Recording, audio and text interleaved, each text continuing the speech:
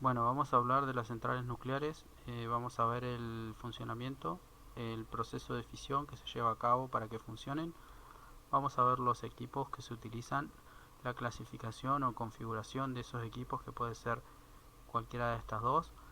Después vamos a ver también la función del combustible nuclear, la función del agua pesada y las barras de control.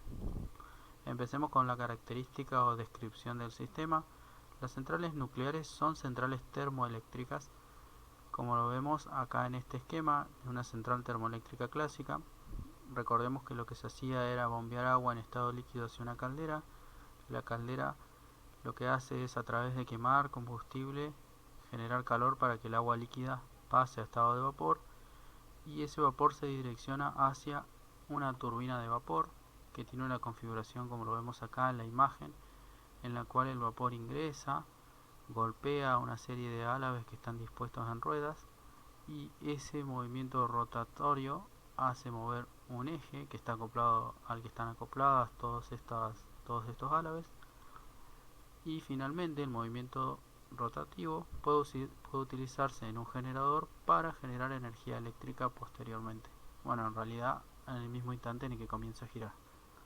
Luego el vapor va a salir de la turbina de vapor y se lo va a enfriar en un condensador, es decir, se lo va a pasar de estado de vapor a estado líquido para que repita el proceso. ¿Cuál es la diferencia con las centrales clásicas? Recordemos que esto es una central térmica. Bueno, la diferencia es el método de producción de calor. En las centrales térmicas utilizábamos la combustión del gas natural, o el carbón, o el fueloil. En cambio, en las centrales nucleares lo que se utiliza es el proceso de fisión nuclear de átomos de uranio. Hay que tener en cuenta que es fisión y no fusión. La fisión sería dividir, mientras que la fusión sería unir átomos. Ahora, igual más adelante, vamos a hablar sobre esto. Bien, acá en este esquema ahora podemos ver la diferencia entre las dos centrales. La primera, una central térmica que utiliza una caldera para generar vapor, y abajo la central nuclear que no utiliza la caldera sino que utiliza un reactor nuclear. El resto de los equipos, como vemos en la imagen, es exactamente el mismo. Veamos la clasificación. Podemos clasificar a las centrales nucleares como con un circuito de refrigeración o con dos circuitos de refrigeración. En la central nuclear con un circuito de refrigeración se utilizan reactores de agua de ebullición, cuya abreviatura en inglés es BWR, mientras que en las centrales con dos circuitos de refrigeración se utilizan reactores de agua de presión, cuya abreviatura es PWR. Bien, ahora veamos. Acá tenemos el esquema de una configuración BWR para la central nuclear. Lo que podemos ver es que se bombea agua al reactor y en el reactor se produce la fisión que libera calor y hace que esa agua pase a estado de vapor y se complete el circuito como veníamos describiendo. Lo que podemos notar de particular de esta configuración es que el agua y la reacción de fisión ocurren todo en un mismo recipiente o vasija de reacción. Y acá también podemos notar cómo el vapor produce movimiento rotacional para hacer girar un generador y producir la energía eléctrica. En una configuración PWR, que es la otra, lo que notamos es que el agua se ingresa hacia un primer recipiente y ese recipiente recibe el calor de este circuito que estoy marcando aquí en rojo para que el agua se vuelva a estado de vapor y se cumpla todo lo que ya venimos hablando. Acá lo que podemos notar es que el calor proviene de este reactor con este circuito que está en rojo y nunca hay contacto directo entre el agua que es bombeada en el sistema de generación de energía eléctrica con el calor que se produce en la vasija de reacción con su circuito. Bien, veamos el proceso de fisión nuclear para entender de dónde proviene esa energía para generar vapor. El proceso de fisión comienza con un neutrón que va a incidir hacia un núcleo fisionable. Después vamos a hablar cuáles serían estos núcleos fisionables. Ese núcleo fisionable se va a dividir en dos y cuando se divida va a desprender mucha cantidad de calor o energía que esa energía es lo que lo mantenía unido, van a salir desprendidos las dos partes originarias del núcleo y van a desprenderse 3 neutrones más, y esos neutrones van a continuar el proceso golpeando a 3 núcleos fisionables. Recordemos que los núcleos no son más que átomos. Los átomos estaban compuestos por protones y neutrones en el núcleo y alrededor giraban los electrones. Durante el proceso de fisión dijimos que se libera una gran cantidad de energía, también se libera radiación. Bueno, ¿cuáles son las características que tiene que cumplir el combustible nuclear? Bueno, primero y principal, es vital para la central nuclear, es la fuente de generación de energía, y las condiciones que debe cumplir es ser un elemento fisionable, aún en ausencia de neutrones, y debe ser estable al momento de transportarlo hacia la central, porque si no empezaría a cumplir la reacción antes de lo solicitado, ¿no? ¿Qué elementos cumplen con este concepto para hacer combustible nuclear? Bueno, acá primero tenemos el uranio 233, segundo el uranio 235, que es el más utilizado y que tiene este porcentaje 0,7 de abundancia. Después tenemos el plutonio 239 y acá, como reseña, podemos ver que el uranio 233 y el plutonio 239 lo podemos también obtener por procesos de fisión, como el que expliqué hace unos segundos, a través de fisionar el torio 232 y uranio 238. Seguramente se van a preguntar qué significan estos numeritos, porque aparecen y no nos dicen nada, pero en realidad lo que nos están diciendo es el número de nucleones que hay en el núcleo, valga la redundancia. Recordemos el concepto de átomo, este sería el núcleo, o sea que el uranio 233 tiene 233 nucleones, es decir, hay 233 núcleos en total, y esos núcleos pueden ser protones o neutrones. Bien, ¿qué es un isótopo? ¿A qué se debe esto? Como notaron acá, hay dos tipos de uranio, uno denominado uranio 233 y el otro uranio 235. Estos dos son isótopos. Vamos a ver qué los diferencia, porque en definitiva los dos son uranio. Entonces, ¿qué es un isótopo? Los isótopos tienen el mismo número de protones que un átomo normal, pero difieren en el número de neutrones. Vamos a verlo con un ejemplo. Por ejemplo, tenemos el uranio 238 y el 235. Ambos en el núcleo tienen 92 protones, por eso son uranio. Bien, pero la diferencia está en que el primero tiene 146 neutrones y el segundo 143 neutrones. Acá quizás lo podemos ver de una forma mejor gráficamente, donde bueno, podemos ver los nucleones.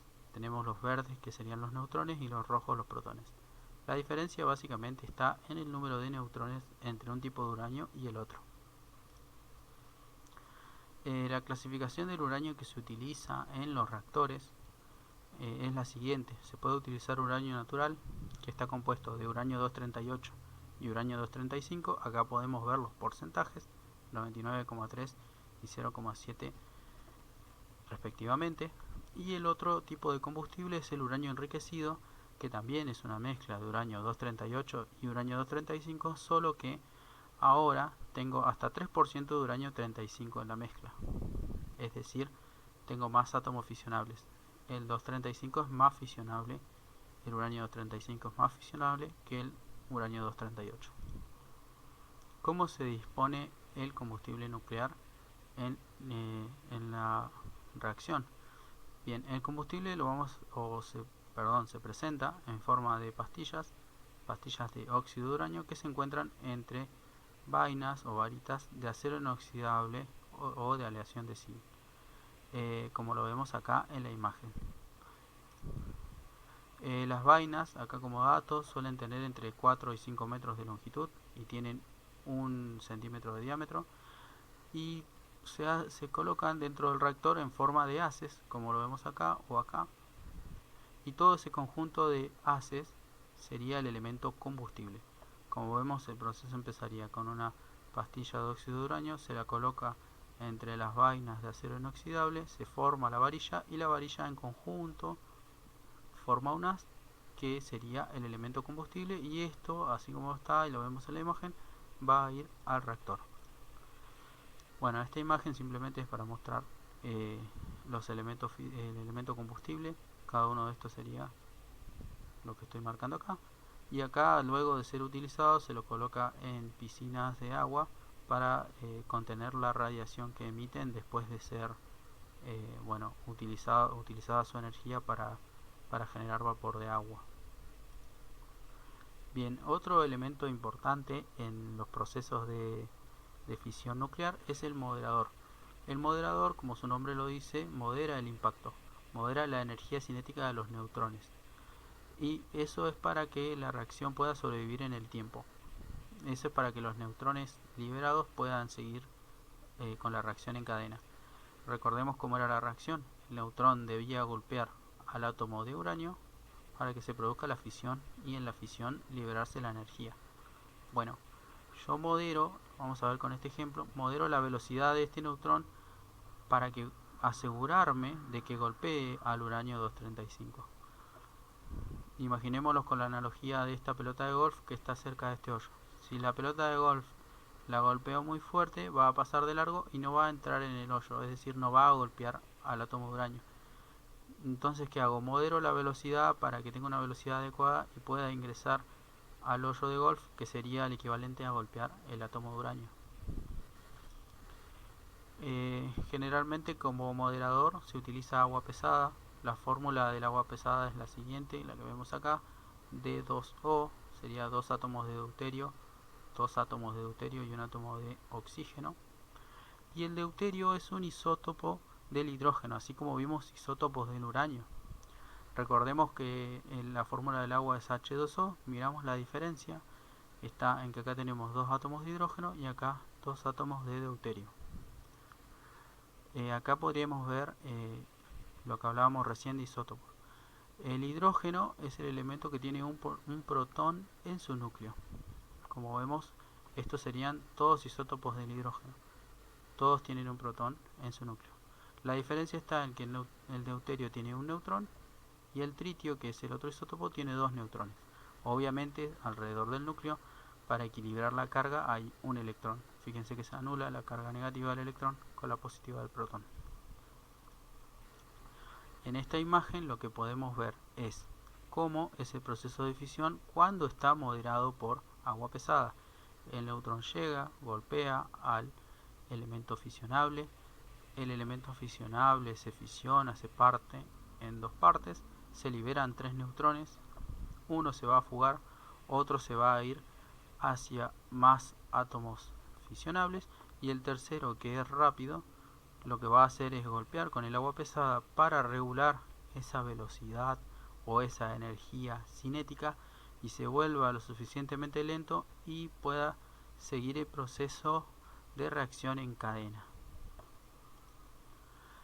Después, acá como un dato de color, podemos ver que la relación de hidrógeno y deuterio es de 7000 a 1, es decir, que por cada 7000 átomos de hidrógeno vamos a encontrar uno de deuterio. Por eso, por ahí el costo de la producción de agua pesada. ¿Cuáles son las características del agua pesada? Bueno, el agua pesada absorbe 70 veces menos neutrones que el agua común. Y esto es porque, bueno, como vimos en las imágenes anteriores, ya tiene neutrones en su núcleo. Mientras que el agua normal, digamos, al no tener neutrones en el núcleo, va a buscar absorberlos. Entonces aquí aparece cuándo utilizar agua pesada o utilizar agua común. Si tenemos reactores con uranio natural, vamos a utilizar agua pesada, porque no tienen tanto uranio y no queremos que la reacción pare por la absorción del deuterio. Mientras que si tenemos reactores con uranio enriquecido, vamos a utilizar agua normal, porque vamos a tener más neutrones debido a que el uranio enriquecido, recordemos que tenía más porcentaje de uranio 235. Acá una síntesis de cuáles son las funciones del agua pesada. La primera es refrigeración, es decir, que se va a encargar de transportar el calor que se genera aquí en la vasija de reacción. para que después se intercambie con el agua líquida en el circuito de generación de energía eléctrica. Y la otra función que cumple es la moderación, que es moderar o cambiar la energía cinética del neutrón rápido para que la reacción sobreviva en el tiempo. Bueno, otro elemento importante en las centrales nucleares y en los reactores son las barras de control. Las barras de control, como las vemos acá, son barras que se encargan de absorber neutrones. De esta manera yo puedo moderar la reacción nuclear, porque si no, recordemos que es una reacción en cadena, se seguirían produciendo neutrones que fisionan más y más átomos de uranio y liberan más y más energía, y ese exceso de energía podría causar, digamos, una explosión o la ruptura del reactor y liberaría todo el material radioactivo al ambiente. ¿De qué material son las barras de control? Son de una aleación de plata y cadmio. ¿Y cuáles son sus funciones? Bueno, la seguridad de la reacción, como hablamos recién, es una manera de controlarla, de frenar la reacción. Se van a colocar en el núcleo del reactor, esto es obvio porque tienen que estar con las barras de elemento combustible, y bueno, se encargan de absorber entre 2 a 3 neutrones. Vamos a hablar también un poquito del reactor nuclear. El reactor nuclear es la vasija o el recipiente donde se coloca todo el combustible nuclear y también se colocan las barras de control. También va a estar ahí el moderador. Acá tenemos alguna idea de la dimensión. Son recipientes de acero, tienen 4 metros de diámetro y 12 metros de largo, y las paredes tienen entre 25 a 30 centímetros de espesor. El edificio de contención es otra parte importante de la central nuclear, porque bueno, es el lugar, es la estructura, perdón, la infraestructura donde en su interior se va a alojar el reactor, y bueno, va a cumplir la función de evitar de que se escape la radiación en caso de una evitar ruptura del reactor o algún imprevisto. Bueno, posee muros de gran espesor, tiene que resistir movimientos sísmicos. La forma generalmente es esférica o puede ser cilíndrica, como la vemos acá, más clásicamente con una cúpula esférica o semiesférica, perdón. Y es lo que clásicamente se ve o uno se imagina de una central nuclear. Y finalmente acá un ejemplo simplemente, por ejemplo, si tenemos un reactor nuclear que produce 1000 megawatts de potencia, el edificio de contención va a tener 60 metros de altura y 40 metros de diámetro. Bueno, eso es todo sobre centrales nucleares, lo que vemos en el curso.